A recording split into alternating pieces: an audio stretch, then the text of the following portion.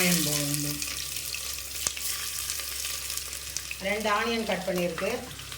எத்தனை பேர் இருக்குது? 3 பேருக்கா? 3 பேருக்கு.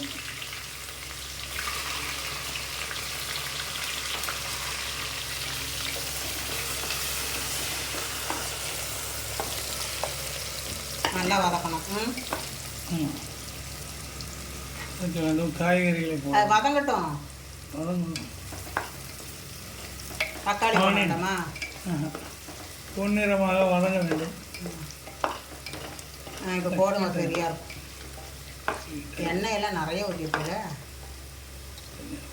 எண்ணெய் காய் போடுறதில்ல. உருளைக்கிழங்கு கட்டி வைத்து உருளைக்கிழங்கு போடவும். இது என்ன டிஷ்ஷு? வெஜ் பிரியாணி. உங்கள் ஸ்டைல். அந்த இதெல்லாம் எப்போ போடுவேன்? இஞ்சி பூண்டு பேஸ்ட் போட்டுருவோம். காய் போட்டுருவோம். அதை வதக்கிட்டு தானே போடணும். இல்லை அது என்னென்னா அதெல்லாம் போட்டால் அடியில் பாத்திரத்தை பிடித்து கொள்ளும். அதனால் காய் சற்று வதங்கிய பின் இஞ்சி பூண்டு. முந்திரி முதல்ல போடணும். முந்திரி முதல்ல போட்டோம்னா ரொம்ப சிவந்து விடும். அதனால் கடைசியில் வறுத்து கொட்டிடுறல. வறுத்து கொட்டுறது போடலாம். பச்சை இதாக வெள்ளை வெள்ளையாதுன்னு இருக்கும். முந்திரி இருந்தால் போடலாம். அதையும் சொல்லுங்க, இல்லாத வேணாங்களா? இல்லாதவங்க போட முடியும். சிம்மில் வைத்துக் கொள்ளவும் அடுப்பை. நன்கு காய் வதங்க வேண்டும். இதுக்கு என்னென்ன போடலாம்? காலிஃப்ளவர். இதற்கு காய்கறிகள் மாத்திரம். இது பட்டாணி. பட்டாணி இருந்தால் போட்டுக்கொள்ளலாம், இல்லை என்றால் வேண்டாம். தக்காளி கொண்டு இஞ்சி பூண்டு பேஸ்ட் போட வேண்டும். இஞ்சி பூண்டு பேஸ்ட் நன்கு. தக்காளி போட்டுக்கலாம். தண்ணி விடக்கூடிய பொருள் தக்காளி. அதனால் இது பூண்டு பேஸ்ட் வதக்கிய பின் உடன் தக்காளி சேர்த்து பச்சை ஸ்மெல் போகணும் இல்லையா? ஃப்ரெஷ்ஷாக அரைச்சிருக்கோம். பூண்டு இஞ்சி பூண்டு ரெண்டையும் மிக்சியில் போட்டு ஃப்ரெஷ்ஷாக அடுத்து பேசி இப்போ அடியில் போடும்போது அது நமக்கு பிடிக்காது, இல்லைன்னா பாத்திரத்தில் பிடிக்கும்.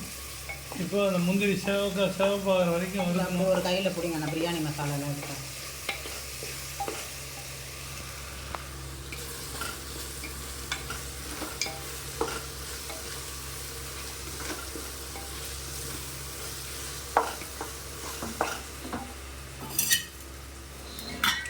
தக்காளி போடணும்.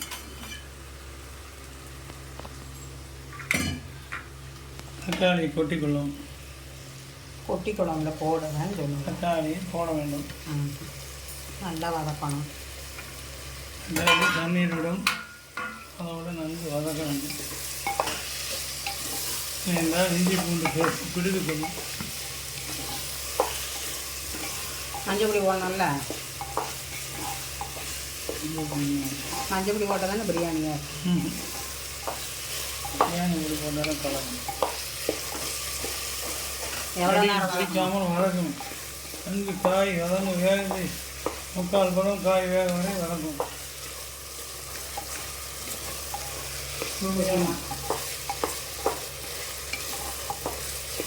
இங்கே வதங்கினால் தான் சுவை கிடைக்கும்.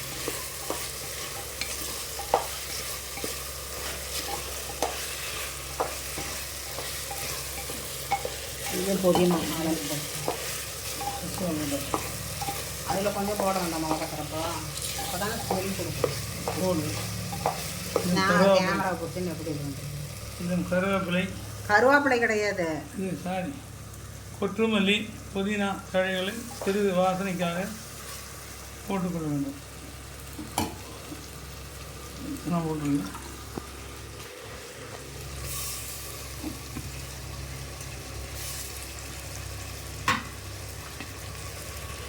சிம்மில் வைத்துக் கொள்ள வேண்டும். கொத்தமல்லி வாஷ் பண்ணி போடுங்க. வாஷ் பண்ணி தான் வச்சுருக்கேன். இங்கே போட வேண்டும். நல்ல அடிப்பிடித்துக் கொள்ளக்கூடாது. நல்லா பிச்சு போட்டோன்னா வாசனை வரும். கொத்தமல்லி தலை உப்பு எடுத்து வச்சுல தண்ணீர் ஊற்றிக்கொள்ளலாம். நல்லா காய் வதங்கட்டும். நன்கு வதங்கியவுடன் தண்ணீர் ஊற்றிக்கணும். இது பொடி போட வேணும். பிரியாணி மசாலா, தயிர் தயிர், பிரியாணி மசாலா போடணும். இங்கே இருக்குது. எப்படி போடணும்? அங்கே இருக்கு.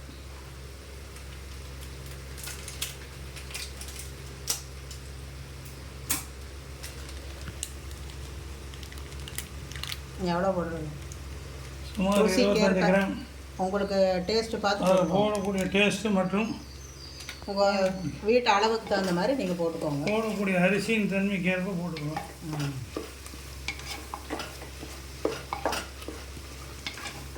இன்னும் வதக்க வேண்டும். உப்பு போட வேண்டும். தயிர் கல் உப்பு போட வேண்டும். எங்க இங்கே தயிர் கல் உப்பு எங்க?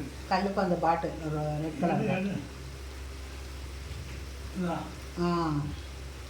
கல் உப்பு முதலில் சிறிது போட்டுக்கொள்ள வேண்டும். தண்ணீரில் சுவை பார்த்து மீதி போட்டுக்கலாம். காய்கள் வதங்குவதற்காக சேர்க்கணும்.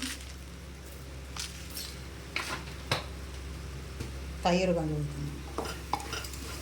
நன்கு வதங்கி வந்தவுடன் தயிர் ஊற்ற வேண்டும். பதட்டம் இல்லாத பேசுமா. அவர் ஃபஸ்ட்டு பேசுகிறது கொஞ்சம் பதட்டமாக பேசுகிறாரு. அவர் ஸ்டைலில் செய்கிறாரு. இதெல்லாம் ஊற்றினாலே போதும். தயிர் வதங்க வேண்டும். நல்லா செட் ஆகணும், கலரணும் ஃபுல்லாக. தயிர் உள்ள நன்கு கலக்க வேண்டும். பின்னர் தண்ணீர் ஊற்ற வேண்டும். தண்ணீர் எத்தனை டம்ளர் போடுகிறோமோ அதற்கேற்ற மாதிரி 1 டம்ளருக்கு 1.5 டம்ளர் ஊற்றணும். உங்கள் அரிசியை பார்த்துட்டு போடலாம் இல்லையா?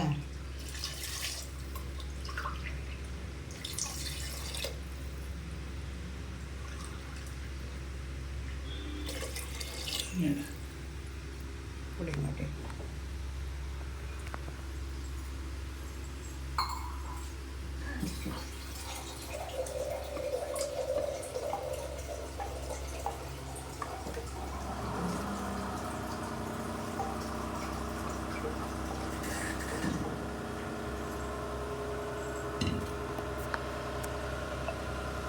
ஒன்றுக்கு 1.5.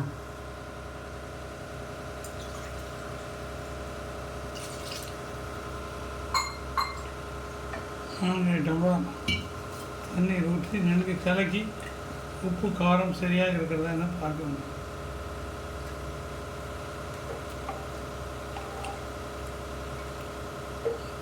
காரம் கொஞ்சம் குறைவாக இருக்கிறது. தேவைக்கேற்ப கொஞ்சம் பிரியாணி பொடி சேர்த்துக்கலாம். அரிசி போடுறதுக்குள்ளே டேஸ்ட் பார்த்துட்டு பத்தலைன்னா போட்டுக்கோங்க இல்லையா? அரிசி போடுவதற்கு முன்பு செக் செய்து விட வேண்டும். இந்த உப்பு காரம்லாம் சரியாக இருக்கான்னு பார்த்துக்கணும்.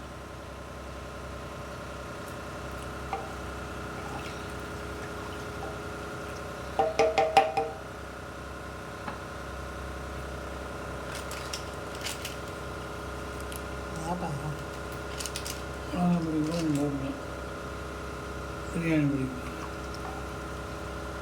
இந்த அரிசி